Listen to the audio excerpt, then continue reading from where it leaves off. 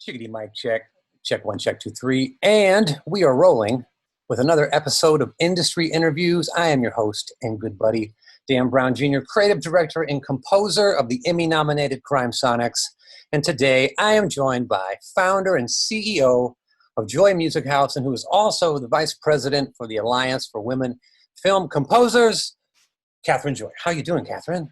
Great. Thank you so much for having me. I know it's I don't know about you, but it's warm in my studio today. My gosh. Well, I've looked at the weather for this week and I'm super excited because it's actually going to get down to the 60s. And I'm just so grateful. I'm not ready for summer. No, I think I shared with someone else on one of these episodes that the studio's a little building behind our house. And although that is awesome, the air conditioning in here is old. So I'm going to have that thing replaced. Let me tell you. Oh, no. Hey, so I got a whole bunch of questions for you. I am so interested in learning about everything you're doing and everything you are a part of and projects and just so much cool stuff. But I did not know you were from Tasmania. Yeah, that's right. Tell me about this. How cool is this? I am a Southerner. I am a true Southerner. You can't get much more south than Tassie, except maybe if you're a Kiwi from New Zealand, it's a bit further south than us, and then you hit Antarctica. But yeah, I was born in Hobart, Tasmania, and that is where the bulk of my family still lives, except for a few other relatives in other parts of Australia. And my dad is from England. Him and his family emigrated after World War II to Australia, so I have some relatives in the UK as well. But yeah, I lived in Australia on and off until I was 18 years old, and I can't even tell you how I knew this or when this started inside me, but I just knew that I wanted to move to America. Yeah. Tasmania is very small and always felt very small. And my mom is a concert pianist, and so she was very well known in the music community. And my parents were large figures in the religious community, because my dad's he's now an Anglican priest, but they were also missionaries. It's a whole thing. But needless to say, my family was known in many aspects of the community of Tasmania, which is a population of 500,000. So it is small. Wow. And I was just ready to get out of there as soon as possible and become a small fish in a big pond and kind of prove to myself that I could do music and become my own person without being in such a tiny community. Did you go to school for music in Tasmania, or did you move here and go to school? Actually, I moved here. I moved to the States when I was 19. I had met a composer, Dr. Patrick Kavanagh, and he had told me, I met him when I was 16. He'd actually come to Tasmania to do some teaching, and at that time he heard me sing, and he said, "You need to come and study in the States." And I was like, yeah, I want to, but that just seems impossible. And then I visited him and his family again after I graduated school, when I was doing some traveling around the States when I was 18. And he again said, "You should move here." And I said, "Patrick, I want to. You make it possible, and I will move." And he got me an audition with George Mason University in Northern Virginia, and said that I could come and live with him and his wife and his 4 boys. And so when I was 19, I literally packed up my life and moved to the States. And at that time, George Mason was like, "Yeah, you're accepted, but we don't have any of those scholarships that we made you think we had." Yeah. And basically the education door slammed shut for a while because of visa challenges and all sorts of things. So a few years later, I ended up doing my undergrad at Cornish College of the Arts in Seattle, Washington. And Seattle was my home for 12 years. It's really where I did a lot of growing as a musician and as a composer, because it was through my undergrad, which I started as a jazz vocal undergrad. It was through that I fell in love with composing, started composing for big band jazz under the mentorship of James Knapp. And and really discovered that even though I had been raised as a performer on voice and violin and by a phenomenal performer, my mom as a classical pianist, that really my soul was with composing, and performance was really not where I wanted to be at all. Do you find that you're nervous at all when you perform, or don't appreciate the limelight, or is it just you knew in your heart that you wanted to wield the baton, so to speak? You know, I did well at performance, and in the moment I would enjoy it, but there was a lot of anxiety for me going into performance. I was always around brilliant performers, you know, people like my mom who were so good at their instrument, who lived for performing, who enjoyed practicing, and I always knew that they had something in them that I just didn't have. You know, for me it was fine and I could do it, but it wasn't just like this hunger. And I would watch all kinds of performers, classical or rock or whatever. I would watch them on stage and I would see something in them that I knew I just didn't have. So I was like, what am I doing? I mean, that was when, for me, my imposter syndrome was at its height, because there was always something inside of me going, well, this is just, I'm not fitting here. This is not right. Something is wrong. And for me, when I got into composing, but specifically when I got into film composition, there was this overwhelming sense of, this is right. Like, finally, this is where I fit. And it took me really, even though I did my undergrad in my early 20s, it really took me to my early 30s where I discovered specifically composing for media. And when I really realized that I had found my place in the music community after 3 decades of being an active member of that community. So it's quite the journey for me. Yeah, and let's back up for a second. When you realized that you wanted to compose, what did that look like? What kind of compositions were you doing at first? Well, it was interesting because I fell in love with composing while doing my undergrad at Cornish. And I was like, this is it. This is great. But I had the same experience that I'd pretty much had my whole life, where my mentors were like, yeah, it's great that you want to compose, but you need to keep performing.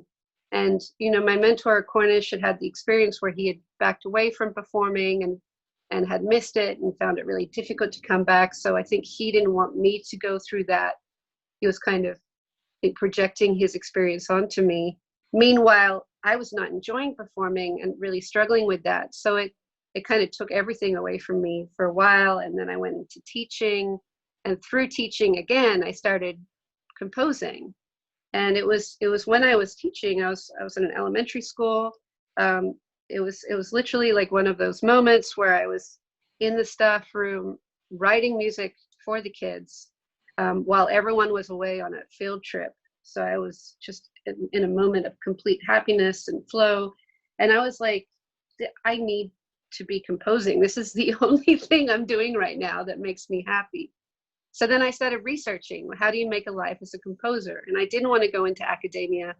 And so I just started looking and researching. And it was around that time that an email came into my inbox from Hummy Man about his 1 night a week film scoring certification program, which I had heard about, but it just hadn't registered with me. And at that moment, when it came into my inbox, it was like a bolt of lightning. And I thought, you know, maybe this is it. Like, this makes sense, you know, like writing music, not in an academic setting or a concert setting, but in an interactive setting for media. Like, this could really be it.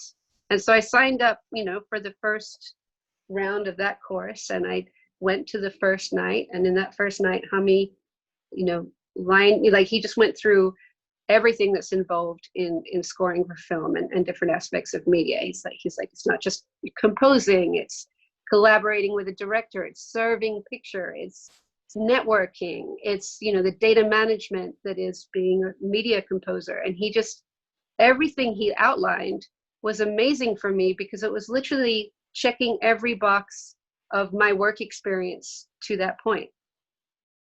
And I was just like, this is it. Like, this is composing, but it's also interacting with people. It's collaboration. It's serving something greater than myself. It's being part of a team. I was like, this is it. And I just knew that I had found my life's calling. And I was about, I think I was like 31 at the time. I'm curious to know, not to interrupt, I'm curious to No, know please. what did the pursuit look like from that epiphany, right? That eureka moment. Okay, now I know what I'm going to do. Now I'm going to go hunt down the gig. What was the first gig? And tell me all about it. So I continued doing that 1 night a week course, but I wasn't, this was like a 2-year thing. And then at the end of the 2 years, you score a short. And I was like, no, like I'm 31. The other people, many other people in this course are, 20. Yeah. I need to fast track this process. And I was like, and I know I have a lot of these skills already. I need to, of course, learn this specific craft, but I know I have these skills. So I met with every composer in Seattle that would meet with me. I would buy them coffee and ask them a million questions. I joined the Seattle Composers Alliance and very quickly became the vice president and just threw myself into that community. I joined Women in Film. I started attending the monthly Seattle Film Office, Film and Music Office networking thing. And I would go to those networking events and I would literally be like, I am a composer. I'm new to this field. I'm looking to get experience and credits. I just want to collaborate with you and grow with you. I remember walking into the first one and I sat down with these 2 guys and had a great chat with them. And then they said, well, we're taking part at the Seattle International Film Festival 3-minute masterpiece. And so we're just going to shoot it on our iPhones. And do you want to just be part of the team and score this? And I was like, sure. And at the same time, I had also bought a Mac Tower. I bought the orchestral pack from East West Platinum Edition, and Omnisphere and Stylus. And I bought DP. I try to teach myself DP. I'm a person with a computer background, so I thought, I've got this. I'm not afraid of software. And I remember spending an hour trying to get the metronome to work. And I will tell you, I was moved to tears. I was so frustrated. But then I got one of the teachers, Hummy Man's, his other teacher, Tim Hewling, who's now teaching at Berkeley. I paid Tim to come over and just for like 3 hours sit with me with DP, and we just walk through everything together and demystifying it and helping me just understand how DAWs work. As you know, Dan, once you've worked with one DAW, then it kind of opens you up to how all DAWs kind of basically work, and it's easier to switch to another one. But that first one is brutal. Yeah, no, I remember it was not to make this about myself at all. I got Magic's MIDI Studio on my gateway computer. I was 13 years old, I think. And I remember the moment when I drew a little red diamond on this little grid, and I hit the space bar, and I heard a kick drum, and my life changed. Amazing. Right then. So, okay, so you scored this 3-second masterpiece. 3 minute, yeah, and it won. 3-minute masterpiece, sorry. Yeah, and it won, so it got into SIFF. It actually screened twice at SIFF, which was a huge moment for me because SIFF is a phenomenal film festival. And one of the composers I had bought coffee for had let me come in and booth read on a film score that he had and was also premiering at SIFF. So it was crazy. That first year of my venture into film scoring, I actually had 2 films that I was a part of in SIFF. And I got to know that community too. So for me, I was just like, I had a fire, under me, because I knew I needed to fast track this. I knew I was behind the game. And I still, at that time, I still had the day job. I was still teaching, teaching music at the elementary school. And I stayed on that job just for 1 more year. And then I left and started just privately teaching and building my film credits. And at that point, I also started coming down here to LA and meeting the community down here. I would go to the ASCAP, I Create Music Expo. I would go to Ron Jones's Ravel Club, which is now the Academy of Scoring Arts. I was just doing everything I could to plug in and to be part of the community, and both the composer community and the filmmaking community, and continue to build those credits. I only did a few films for free, and then started charging. I didn't want to get caught into that working for free cycle, because I knew I had 3 decades of music experience. So I've been a musician since I was basically born. So I was dedicated to learning the craft and then to really establishing myself as a growing professional. Let's talk a little bit about a couple of things. You keep saying learning the craft. And what does that mean to you? Well, for me, I've been in music my whole life, but I've been in classical music. I spent a little bit of time in rock. I spent a lot of time in jazz. And I was very sensitive to the fact that film scoring is its own thing. And you can't just come into it and expect that as a musician and a composer in other areas, you know exactly what you're doing. There needs to be a humility in understanding the specifics of working with picture.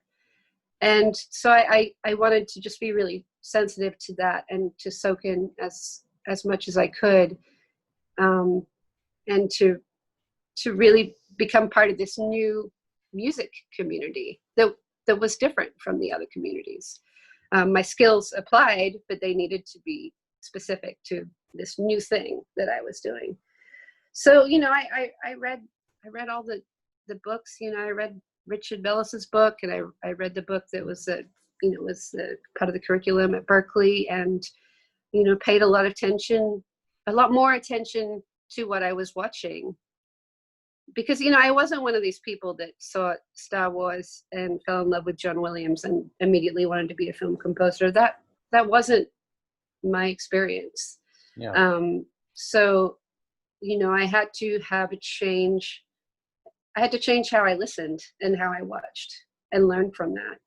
And it was a really awesome experience. I mean, of course, we're all still learning, and we're also learning how to bring new things to the craft. But yeah, that's what I mean. Does that make sense? Is that No, it does. And I want to save some of this for the end of our talk today, but I do want to jump into more of this craft. When you were dedicating yourself to learning the quote unquote craft of film scoring or music for media, what were some of those aha moments or epiphany moments along the way?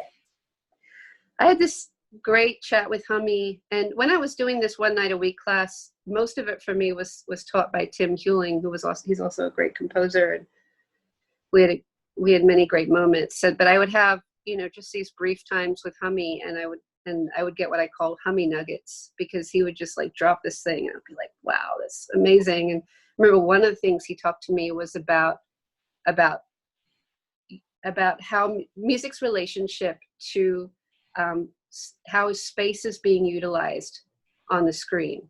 So he'd talk about how if people are having a quiet conversation in a small room, the music needs to reflect that. The music needs to be small.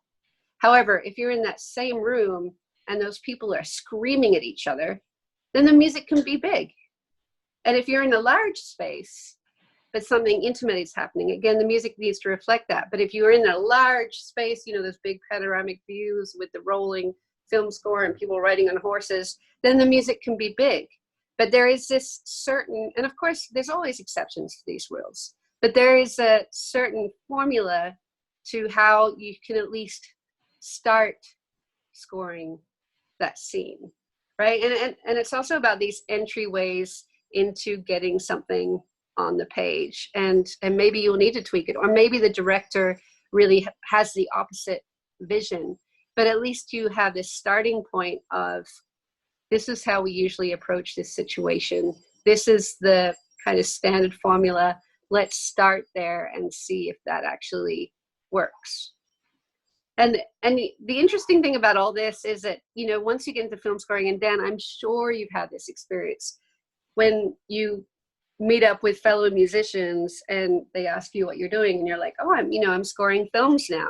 And they're like, oh yeah, I'd love to have, I think I want to do that. I've been interested in dabbling in film scoring. And it always like drives me crazy because I'm like, this is not a dabble. This is like, this is a craft. And I know you're a phenomenal musician, but you have no idea. Like there's a lot that goes into this.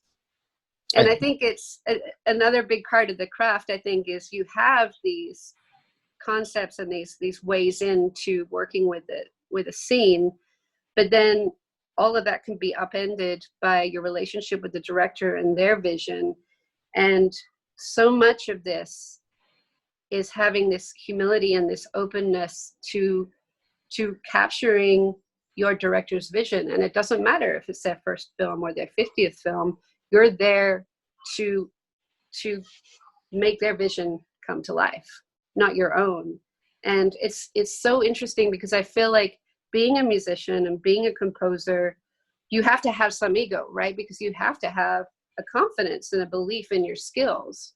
But then to be a film composer and work with a director, you have to know when to table that and to have this openness to the director while also coming to it with the authority and with the experience you have and helping them and having that conversation with them and being willing to go back and forth with them with your ideas is such an immense balancing act.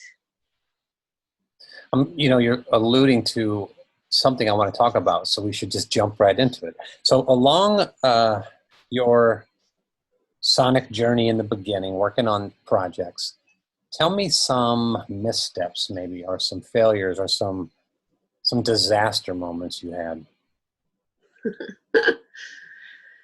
Some disaster moments. And if you say you never had any, no, I quit. No. Goodness me.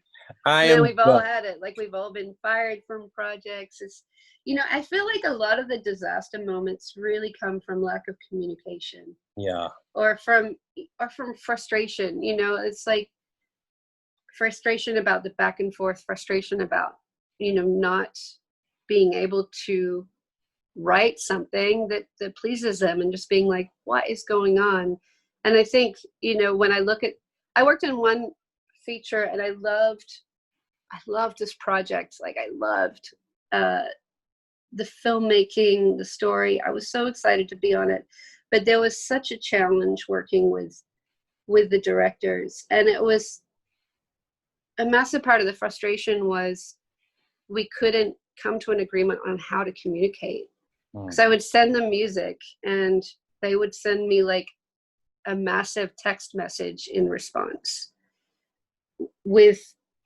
which was just all over the place. And so I would write back to them and I'd be like, I completely understand. And I read your text and, I'm totally going to try and address that. But it would be really helpful moving forward if when I send you some music, if you can tell me, like, these are the things that works. Like we liked this and we like this and we like this. And these are the things that don't work. And perhaps if we can take this to email instead of, just working on text message, that would be great. And they'd be like, sure. And then I would send the next cue. And again, I would get this convoluted text from them. And it was, it was just such a frustrating experience for me. And it was earlier on in my career. And I just decided to just hang in there and keep going until they called it. And unfortunately, the project just never got made. I know they tried working with another composer. I wasn't the first composer they had worked with, and it never happened. But I feel like so many of these disasters come down to a lack of communication. And then there's also those situations when you work with friends and you're doing, you're helping out a friend, and those can be some of the largest pitfalls. Because I remember I was working with a friend on something, so we had a cut rate and everything, and we hadn't signed a contract because it was a friend and it was just supposed to be this friendly thing, which I no longer do.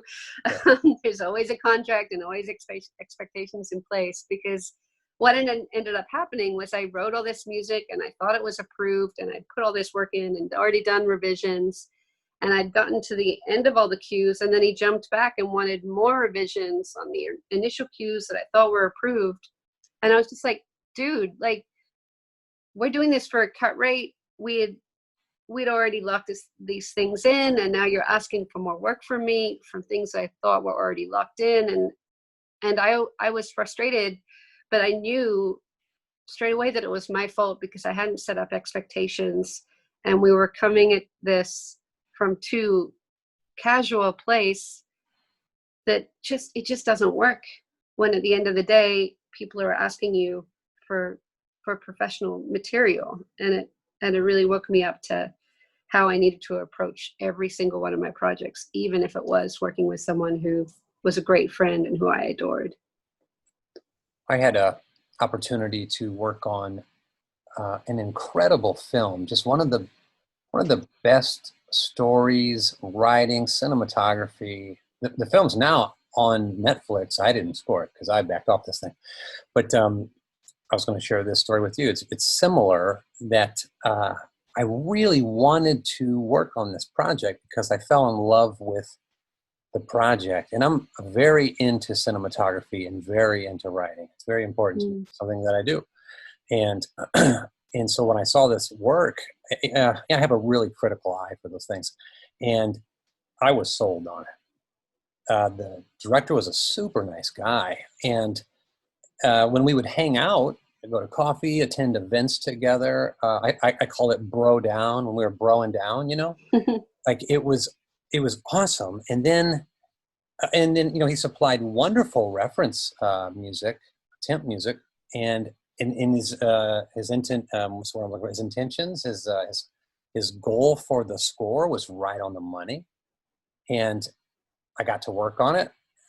He loved what I did, but it was interesting because with every cue almost, he'd want to come over to the studio, sit at the piano with me. Oh, yes. And then we would work, like I would play him themes at the piano. And he's a bit of a pianist himself. So he would sit down, he'd learn it, he'd play it, and he'd want to change some notes. And look, I don't care. I have no ego. Dude, you're the director. You want to change a note? Change a note. I don't care. Like, you want it to be an F sharp? It's fine. Whatever, dude. But it doesn't really bother me. And then he even wrote a couple of themes that he wanted me to realize into score, and totally cool, don't care, did it. But the problem was, I realized that at the speed in which we were working, we would never get anything done. So my ego was fine, being there was no territorial issues at all. But I start looking at the clock, and this was right at the exact same time I was contemplating this thing called CrimeSonics, and I had started putting things into motion. And it was such a, like you said, you kind of know in your heart. I mean, I absolutely knew what it is that I wanted to do, but I also wanted to work on the film because I liked it, but I had to back off. And what's so sad about it is it kind of ruined the friendship too. Yeah. You know?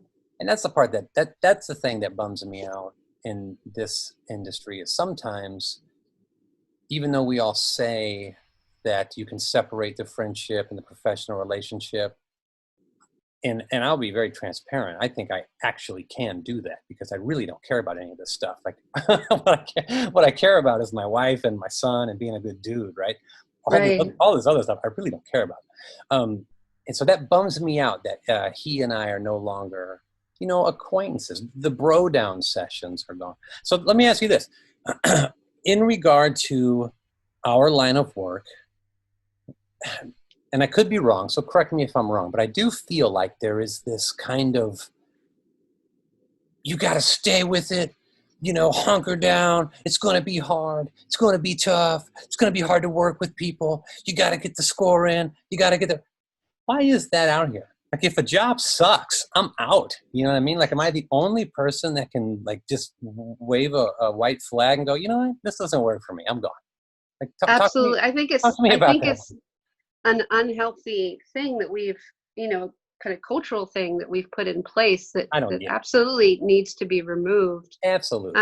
I was working on a project. I've been brought on to help out with this feature. They just needed a few additional cues because they hadn't been happy with the other composer's work on just these few spots, which already should, kind of was a cautionary situation. And then the more I worked with this kind of husband and wife filmmaker situation, the more I didn't like the way they communicated. And I realized that every day I was waking up with this stress about waiting for emails from them about what I sent out. And I suddenly checked in and I was like, hang on a second, let's compare the money we're making to the stress we're feeling right now. Is this a good trade-off? If I'm being paid buku bucks to work on a very stressful project, but I'm being compensated in a way that really, addresses the stress and the time and energy that's being put into it, that's one thing. But when you're being paid indie film rates and being treated poorly, that is not worth it. And and you have to think about the kind of music that you're going to produce under that duress. It's not, are you going to do your best work? Unlikely. Do you really want that work out there? No, I don't think it's going to help you. So I think it is really good to start talking about this and encouraging, especially like the new generation of composers coming in, to be conscious of the work situation they're in and to be willing to walk away. I think it's hard when you're starting out as a composer because you're really eager for credits and you're really eager for paying gigs, and it is difficult to walk away from those opportunities. But I've seen way too many composers get absolutely beat up by something, and when you look at the money they made, and this is, we are doing this as a career, so you have to look at the money. When you look at the money compared to the tax of the emotional and mental stress of the situation, it's not worth it. No. Got to walk away. Yes, absolutely. And you heard it here. You can. You can. I mean, I think it may really hurt at the time, and maybe it will continue to be like one of those niggling things. But I think, it may sound woo-woo to some people, but when you walk away from things, other things open up, and you really don't know when you're taking up your time with a project that's bad for your mental and emotional health. You don't know what opportunities you're cutting off from coming your way by spending your time that way. Oh, that's so very. Isn't it worth taking the chance, letting something else come onto your plate? I don't know who said this, but someone said, like, you can't make time, you don't have downtime, all you have is lifetime. And that's what you're spending, and you can't buy that back. No matter how much money you make or don't make on the indie project, you can't buy it back. And being a husband, being a dad, and a dude who very much likes being a husband and a dad, if I'm in here and I'm miserable, I am out with the quickness. It's not enough time, right? It's not enough time on this rock to be miserable. There are other projects that you will not be miserable on, right? Absolutely. I've scored a project a couple years ago. Me and that director, just the best of friends still. I talk once, twice a month for no reason, those are the kind of relationships that I just love in this industry. When a real friendship actually comes out of a project, then the project becomes a distant memory, but now you have this new friend, and that's so cool, right? It is. And I think another aspect of this is also thinking about how you're making your income, how you're making your living, and diversifying your income. And as you mentioned, I'm the CEO of Joy Music House, which is a score production company. And the way that came about is when I came to LA, and even when I was up in Seattle, one way that I thought was a good way to grow in the industry was to do copying or orchestrating or other work for other composers, other support work, because then I was being paid to looky-loo into how they did their work and learn from them, learn from their mistakes, learn from their successes, get paid for it, become a better composer, even though I was warned by a lot of composers, oh, don't become an orchestrator because then you'll be boxed in and no one will think of you as a composer. I was like, I think I'm willing to take that risk because Yeah. I can market myself as a composer. That's not an issue. I have control over how people perceive me, to a great extent with social Yeah. media or your website, whatever. But I was like, this is how I want to be paid to learn. Like, I have enough student loan debt. I now want to be paid to learn True. and paid to get better. So I started taking all this kind of work, and my biggest client has always been Miriam Cutler, and I started out as her, copyist and music prep person, and now I run her team and help score produce all of her scores. We've had a great collaboration over the last 8 years, and I work with many other composers too. And then I ended up getting so much support work that I would need to train up other composers to help me and be, and learn how the way I did things, and then work with these fellow composers. And that is how Joy Music House came about. But the reason I bring this up is because this has allowed me not only to do work I really enjoy collaborating with other composers, and I don't think of it as a lesser job than composing. I just think of it as a different job within the same field. And it's another way for me to make money and it uses the similar skills to composing, but different, because you're not, unless you're doing additional music, you're not the composer. So you also get to kind of let your composing brain rest and then kick in on your own projects, which is a great way for me to kind of get more out of myself, utilize my energy in a better way. And it's also diversified my income. So now the composing projects I can take on, I can be even more picky because I don't have to rely on every short film or everything I come my way to pay my bills, because I have that money coming in from other projects that also fulfill me musically. Well, you are touching on such a wonderful topic.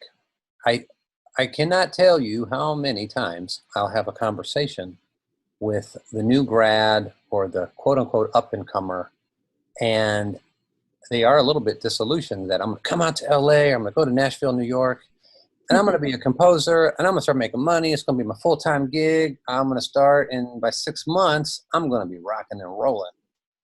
And the truth of the matter is, it's a little bit tricky to make a sustainable income in the beginning, unless you're just one of those 1 in a million really lucky, Exactly. And so talking about diversifying income is, I think everyone and anyone who is listening to this episode who wants to do what it is that we do, or anything in music for media, having that mindset of multiple revenue streams is so important. You and I are similar in the fact that I don't rely on the film projects or any like scoring to picture projects for income. I don't even factor it in to my budget at all. And in many cases, I come along on projects and I will help fund them. I don't need to be paid for a lot of these things. I'll just do them because I believe in it, Right. And doing that kind of thing opens up a whole lot of other opportunities, because now you become, if you get to a spot where you become an asset to a project, because you can bring, Absolutely. you're not an expense. You're helping the thing come to fruition. You are realizing this with directors, with producers, and now you are an associate producer or a producer on a project. And that's another, I don't know. We could talk about that stuff till we're blue in the face. It's so true, though. I think, a few things need to happen. One thing, and I feel like it's starting to happen, and it's certainly something I'm trying to do with my company, is removing the stigma of these non-composer jobs. Yeah. Like being an orchestrator or, a score producer, which is what I do a lot of now, or, music prep or additional music or music editing. They're such crucial roles to the music department, and they require a very high level of musicianship. None of these roles are shabby in any way. And it's so interesting to me because a lot of great composers I know in LA who are now successful started out by doing a lot of orchestrating and still are making revenue off, off the royalties of that. What You does, know, and go ahead, sorry. and some of these people are the people that say, oh, be careful about orchestrating. And I'm like, that's how you bought your first house. Like, why are you discouraging people from doing this? Not only did you make money off it, but it also, drove down some awesome skills that are now very evident in your scoring. I'm curious to know how do you define, in regard to music for media, how do you define success? I think that is such a great question, and I think it's something that people need to ask themselves, and it's something that you need to check in and continue asking yourself. Because when I first moved to LA, for me, success was full-time scoring. Yeah. And then I started paying attention to all the people in my life who I admired, and I saw that they were a composer and they were a composer and teacher, they were a composer and orchestrator, they were a composer and producer. They were a composer and performer. And I saw more ands than not ands. Yeah. And then the other thing that really struck me, which was fascinating, was I started, getting calls to help orchestrate or work for people that I had never heard of. And these people were incredibly successful in film and TV in that they had regular scoring work. They owned their house, they had a nice car, whatever. Yeah. But no one had ever heard of them. So I started building this mental picture. It's like, okay, these people have regular income. They have mailbox money, which I think is huge. Yeah, we'll talk about that. Yeah. Yeah, and they don't get ASCAP or BMI awards. They may not even be a known figure in the scoring community. They don't necessarily go to SCL events or are a part of the community, which is not something I'm necessarily encouraging, but it was something I was observing. And I was like, there is so much more to being successful in this field than, winning awards and only doing composing. So I started to readjust what that looked like for me. And then the more I got into orchestrating and the score production side of things, I realized that for me, success meant by having a stable income from music, from things in music that I enjoyed doing, not that someone else said was worthy or unworthy, but from work in the world of music that I enjoyed, that fulfilled me. And it took me, a while to really put that together. But now, my life is scoring things. It's working in production music. It's working in score production, so supporting other composers. I have a diverse amount of work. So musically, my life is very interesting, and it's ping-ponging around all different kinds of projects. And I'm in movies, and I'm in television, and I'm working on studio projects, and it's phenomenal. And I'm making, for once, decent money just from music. And it's just, for me, that is what success looks like. Yeah, I think you hit on it, that the name recognition and the Grammys, Yeah. the sparkly gold dust. If that is the thing that whoever is listening aspires to, this might not be the gig, because it's a very small amount of people who kind of get to those places.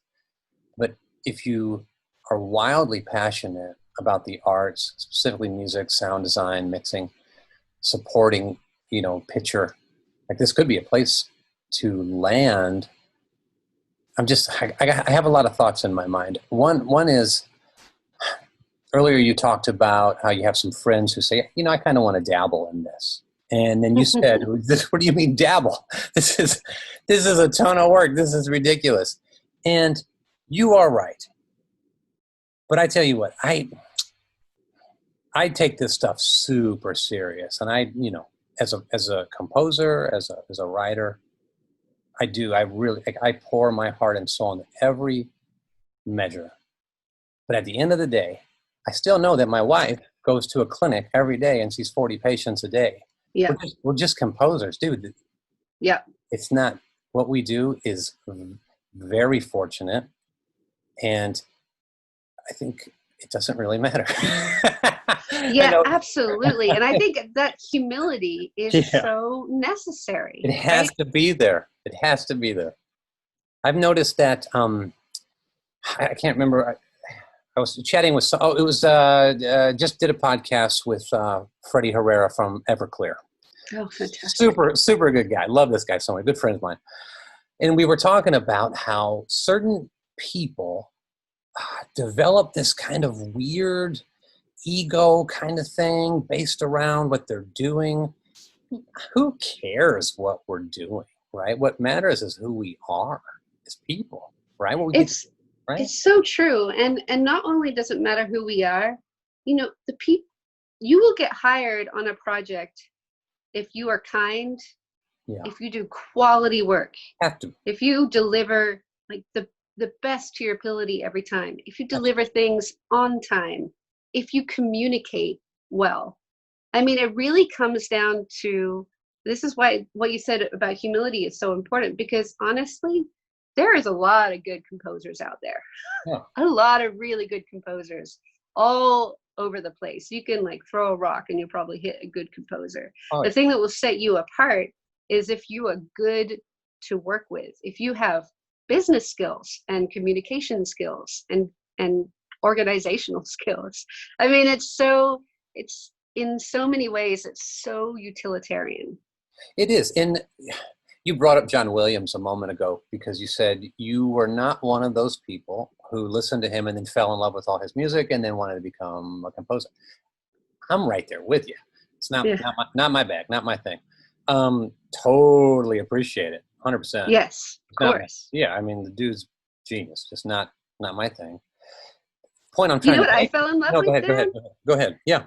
Sorry to interrupt, but the thing I fell in love with, and I believe you're totally going to identify with this. The first thing that I really fell in love with was ad music. It Ads. was fun. Yeah, and it was so funny because my parents didn't let us watch a lot of television, but they said somehow I knew the jingle for any ad that was on TV or radio at the time. That's so That was funny. the stuff I absorbed. And the thing that got me really excited and continues to get me really excited is how music connects with people. And often that needs to be simple, catchy, music that hits people where they're at. I've never been like a big avant-garde, music lover. I love music that connects with people and immediately makes them feel the thing that they want to feel and that you want them to feel, which is, of course, your field with CrimeSonics and with production music. It's all about that, right? It's about accessible, great quality music. I can't appreciate the ads music. We're different there.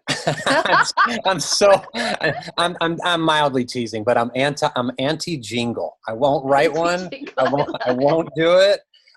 To anyone and all who are listening and who are successful, man, you are in the trenches. I tell you what, that I can respect. No, I definitely hear what you're saying. I actually have a few friends who have been like crazy successful with really well-known jingles, and I just sit back. I can't do it. I won't approach it. But my point about John Williams and that style and that whole thing, to agree with what you were saying, and you just hit on it again, that sometimes in film and in TV, it is the most simple things that are the most effective. And to anyone listening, that, if you think you have to be John Williams to be, to be even wildly successful in this field, I mean, you're mistaken. You can, if you can just do what it is that you do incredibly well under Yes. a tight deadline, quality, and you do it with integrity, and you are a good hang, I think you can be successful. Let me ask you this. Absolutely. What do you think, besides like ego and vibe, like what do you think hinders composers in this game? What is something else that's like a big pitfall, you think?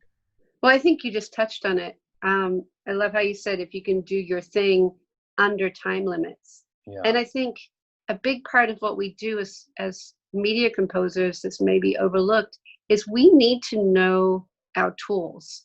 We need to know our thing so we can do it quickly, so we can get into that space, write the thing that works with picture while listening to your director's notes, just like zoning in on what they want and what the picture is calling for, and knowing your sound palette, knowing your DAW, so you can make it do what you want it to do quickly.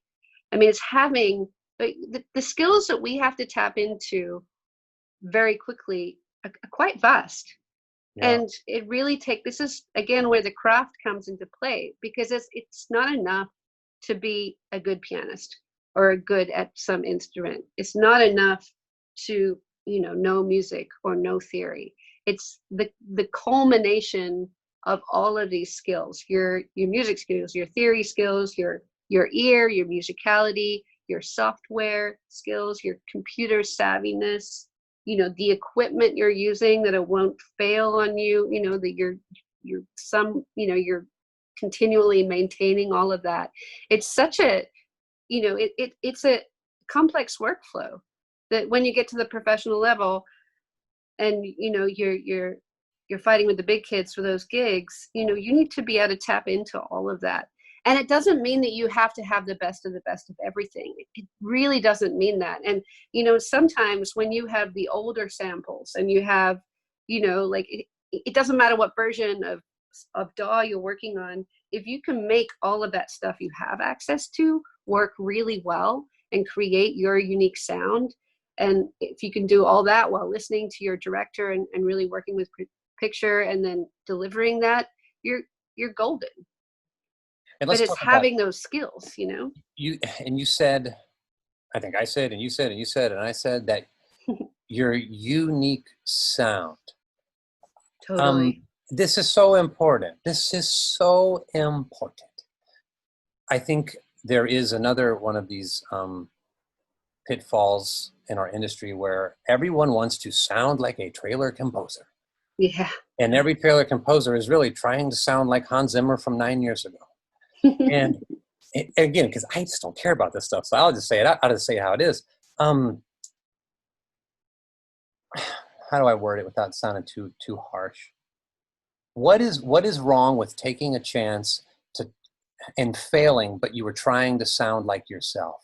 Yeah, absolutely. It's okay. Like, who cares if it crashes and burns? But if it's something that's truly unique to you, you might be the next trend. Remember when dubstep was the coolest thing in the room?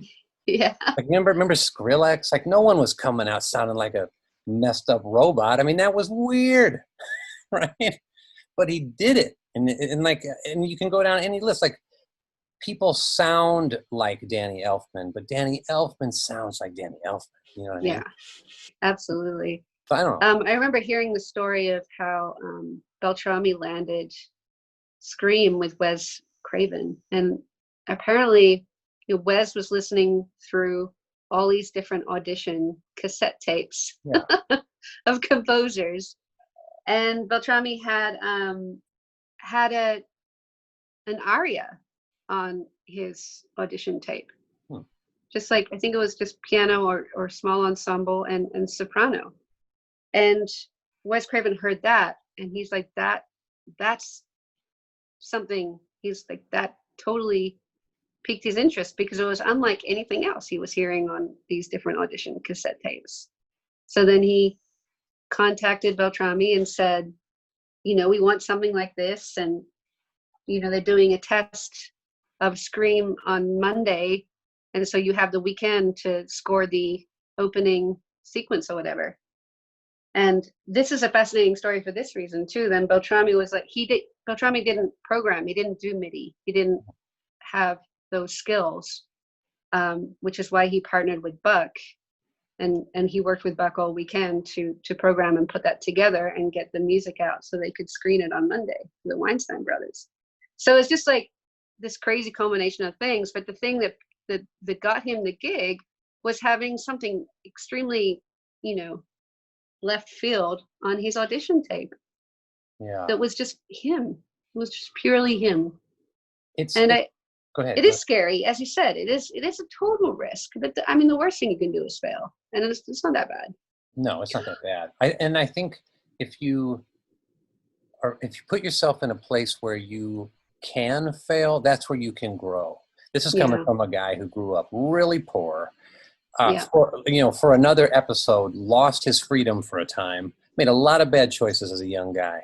And I mean, when when you're down and out, that's when you can really take an assessment of where you are, own it, and then really start building yourself up to, be who you are. There is nothing wrong with knowing what it is that you want to do and doing it. I think what's wrong is if you, like you said, Catherine, in the beginning, if you know what you want to do in your heart and you don't do it, isn't that sad?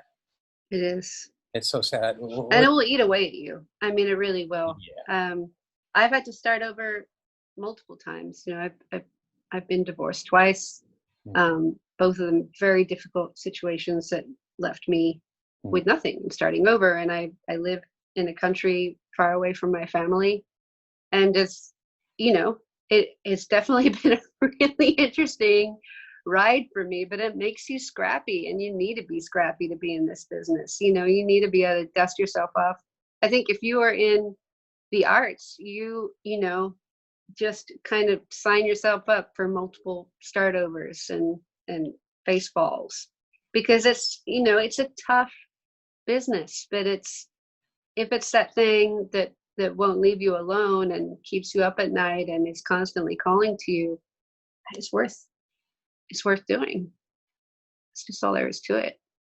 Yeah, you can't. I don't know. Actually, I'm going to ask because I'm curious. When I was 4, maybe 5, I was laying in my bed crying my eyes out. I still remember it. My mom comes in and she goes, "What's wrong? Did you have a bad dream?" And I said, "No, I just can't get the little man in my ears to stop playing the music." Oh, wow. And it's always been that way. You just hear it.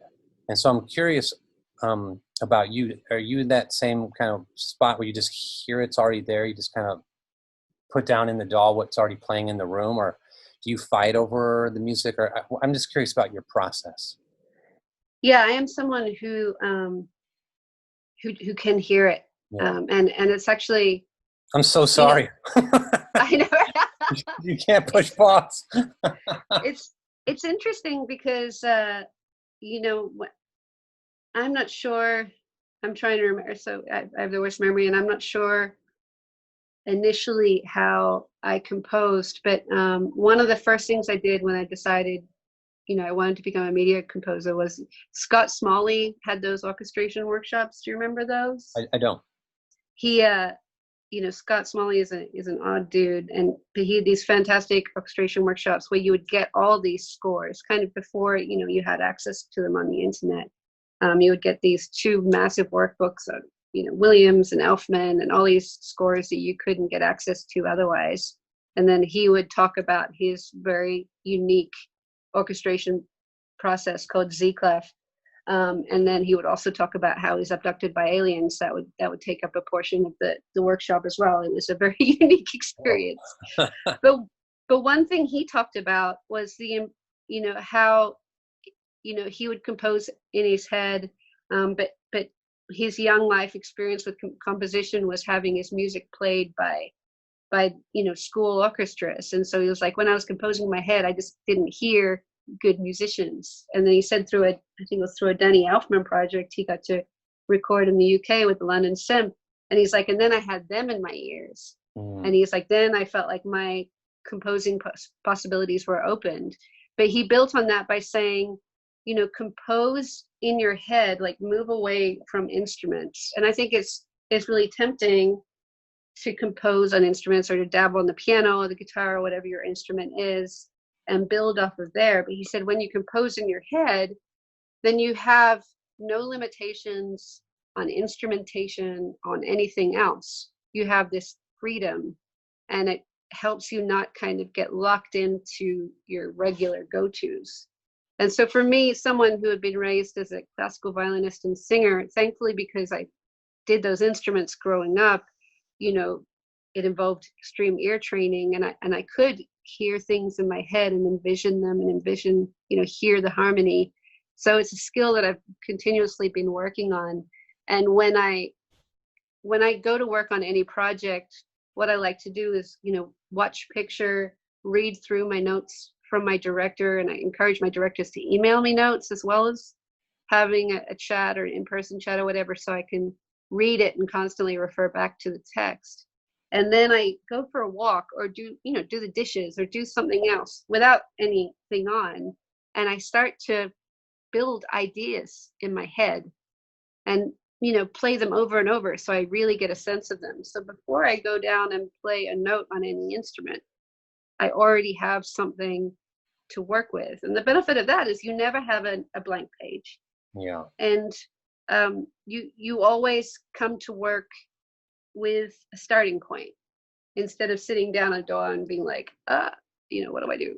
Yeah. And maybe that thing I came up with is wrong, but it's sometimes great to even start with a wrong thing, because when you get a wrong thing against picture, then you're like, oh, that's wrong. And it's wrong because you start to hear the right thing in your head, and then you can move to that. I keep, we all have phones now, obviously. And, there's the voice memo app on the phone. Yeah. And, and I tell you what, I'm way out in Thousand Oaks. And so anytime I have to drive in, like on a normal time in the world, if I have to drive into LA, it can be hours. Yeah. And I will whistle and hum and gibberish sing into my phone constantly. And then what I'll do is I'll just Dropbox that file to myself. I'll pull it right into the dock, put a click track on it. I cannot tell you how many tracks I've written just based on my own gibberish. And that's an effective tool. And then the other thing I'll do, similarly, same app, on every single couch in my house, there's some sort of instrument, right? It's either a flute or there's a cello over there, or a guitar or a slide guitar. And if I'm sitting there chilling, there's no downtime. If I got a movie on, I got a guitar in my hand. And I'll just record ideas, and I keep Dropboxing them. I always Dropbox them to myself. And, some of my favorite stuff comes from that as well. You're just sitting there fiddling in a way. It's like, wow, I'd have never really come up with that if I tried, Absolutely. And I think just kind of training yourself to just have that constant flow. I think it early on and when I was approaching composing as a career, as a full-time thing, there was this anxiety about composing, right? About having ideas. But like everything, like being an athlete, it's a muscle. And the more you use it and the more you naturalize it, the more it becomes a part of you. The anxiety starts to recede and it becomes a natural thing. I don't want anyone listening to this to think that it's just going to happen overnight. It's something that you need to keep doing, and you need to train yourself into it, and eventually you'll get there. It's such a journey, and you have to be kind to yourself.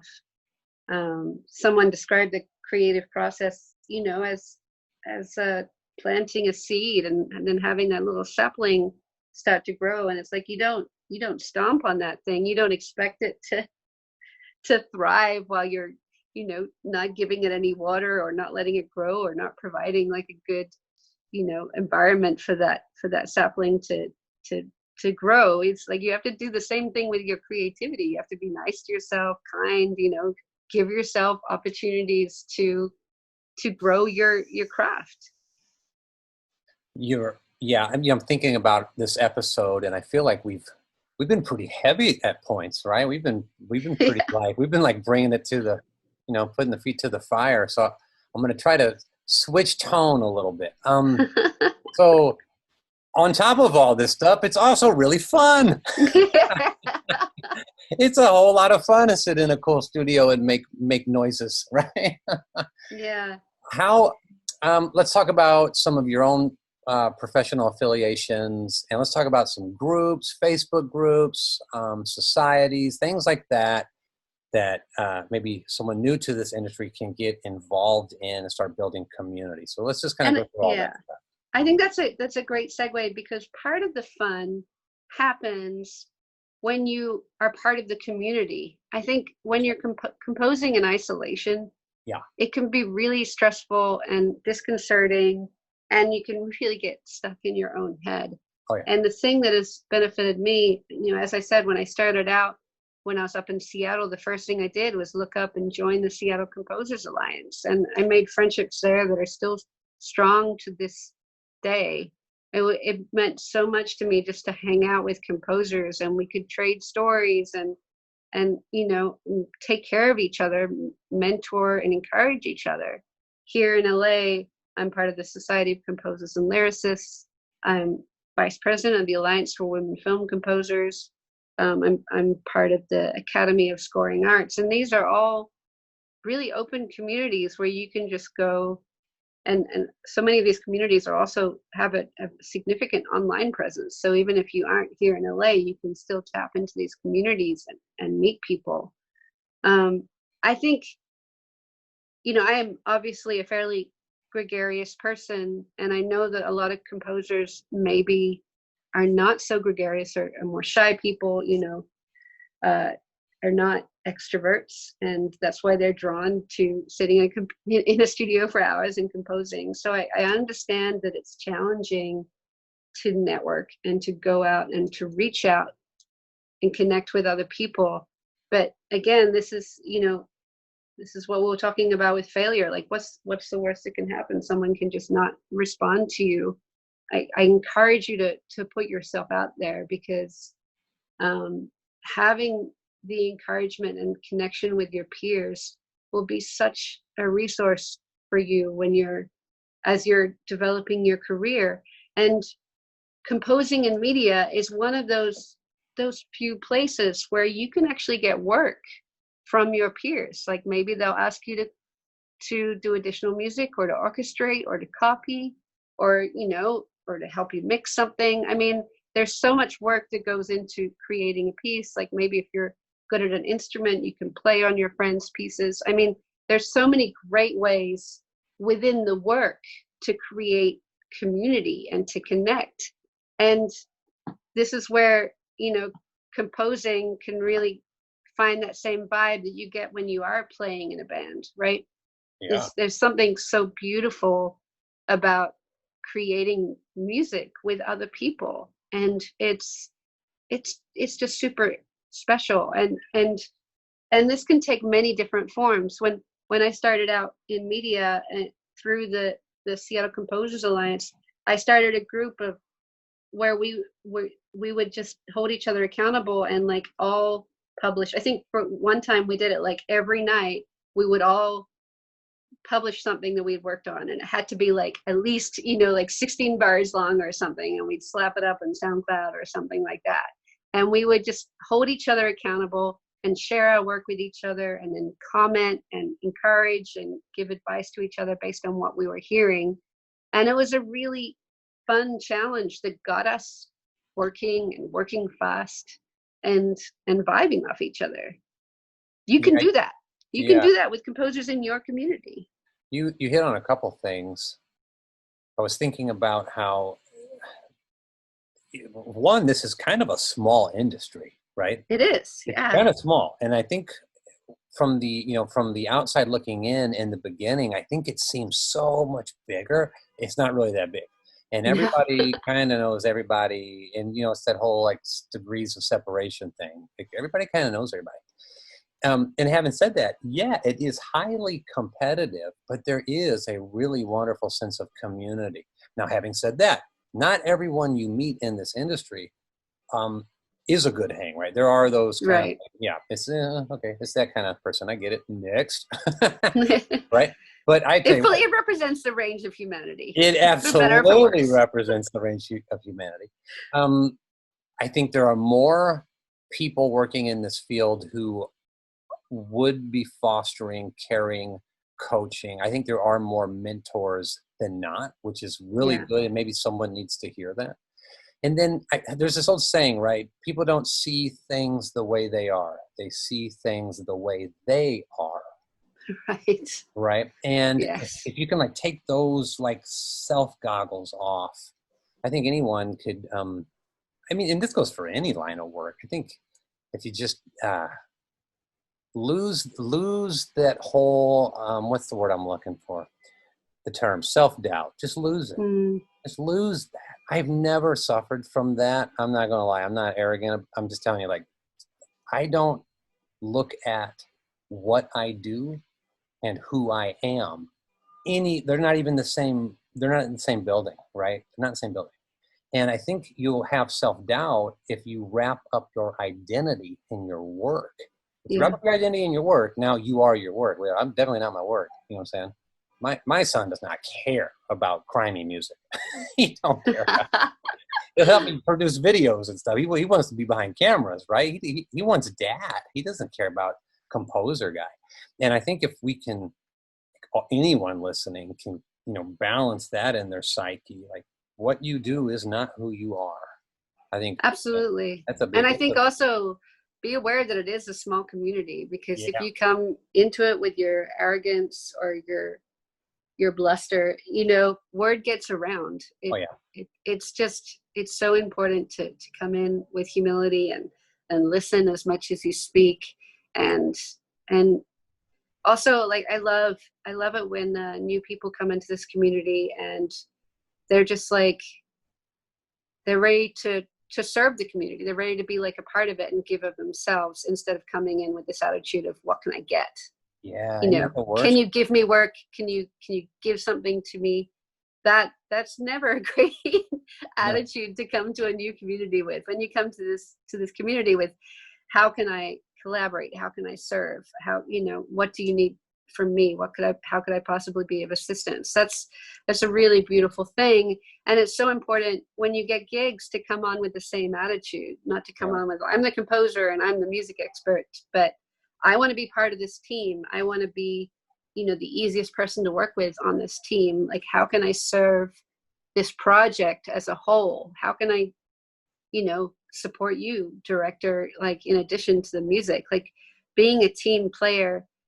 It's funny because, like, music has always had this kind of aspect, even before rock, of the rock star. Like Liszt was a rock star, Berlioz was a rock star. Like, it has this ego thing, and as we mentioned earlier, you do need that confidence in yourself. But I think, what is critical to music that we maybe don't talk about enough is teamwork, is collaboration, is an attitude of servitude, and that's like way less popular than the ego thing, but it gets great music happening when you have that attitude and that openness. Another thing is knowing if you are the type of person who should blaze a trail or follow a path.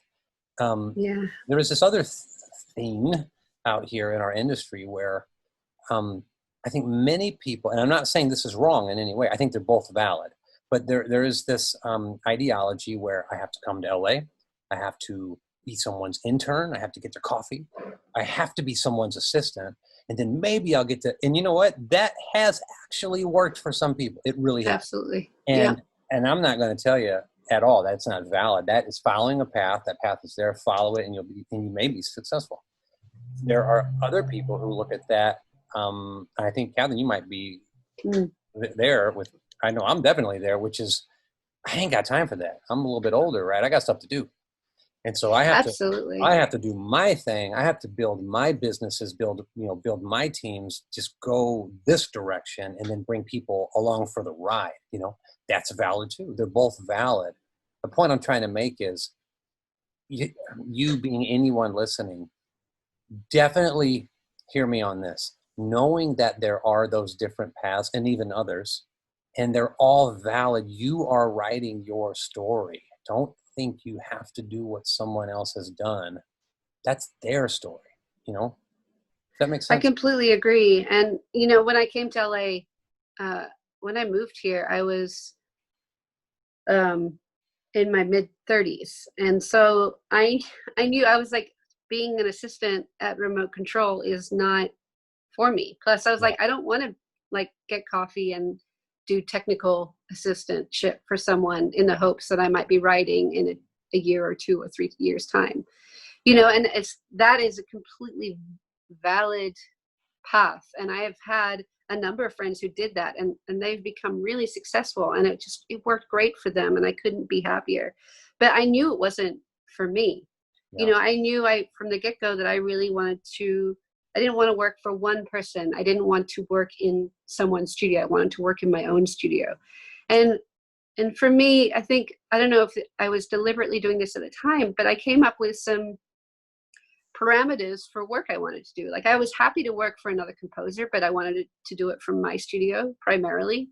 Yeah. So, you know, that kind of ruled out some areas and ruled in other areas. And then I also wanted to have the time, and this is kind of crucial, I wanted to have the time to do my own scoring projects while also working for other people. Yeah. So I couldn't, you know, a lot of these assistantship positions, you really kind of sign off your life for a few years to that composer's work. Yeah. And you don't have time to develop your own contacts and to score your own projects. There's just not enough hours in the day. And because I came to LA already with, you know, films under my belt, already with filmmaker clients who are giving me repeat work, again, that wasn't an option. So it's just being, you know, knowing yourself, knowing what you want to do, and being like, okay, so this kind of work is open to me, and this kind of work is closed to me, and that's fine. And then you just keep pursuing those avenues. Yeah. I'm sitting here thinking, normally I end these episodes with tips. This whole episode has been tips.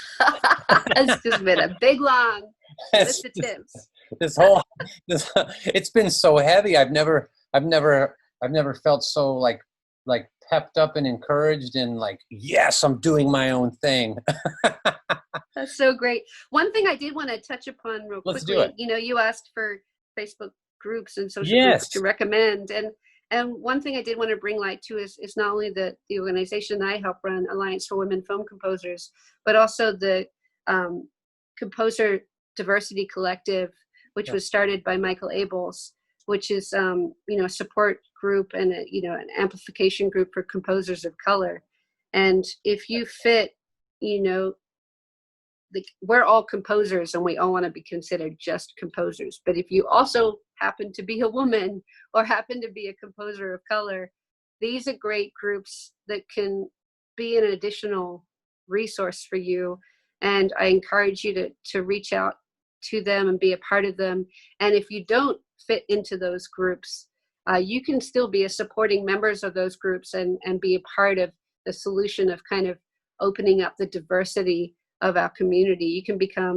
Anyone can become a supporting member of the Alliance for Women Film Composers, and anyone can become a supporting member of the Composer Diversity Collective and be a part in helping those community groups get the amplification and the support that they need to kind of keep our industry growing in a fantastic way where everyone is having opportunities open for them. Yeah, that's awesome. And I bet there are tons of listeners right now who want to reach out to you. So how do they reach out to you? Yeah, I think it's I'm totally open. You can find me on Facebook or, you know, Catherine Joy. You can find me on Twitter and Instagram, Cath Joy Music, so CATH Joy Music.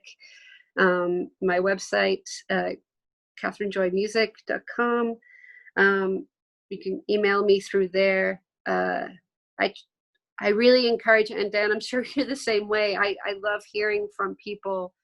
Sometimes life gets crazy. So if you contact me and you don't hear back from me, I encourage you to be persistent. I may just be having a space of time where I'm a bit snowed under, but if you reach out to me again, you know, persistence is another valuable thing in this industry. When someone doesn't get back to you, it doesn't always mean that they're ignoring you. It may just mean that they're swamped, and it's great to politely check back in every few weeks and just be like, I'm here and I'm still open to talking to you if you're interested. So I would absolutely encourage you to reach out to me in the social media avenue that is your jam. Absolutely. Joy Music House. Catherine, Joy, thank you so much for hanging out with me this afternoon. Thank you for having me. It's been an absolute pleasure. You've been so heavy. All right. Thank you so much. And we are done.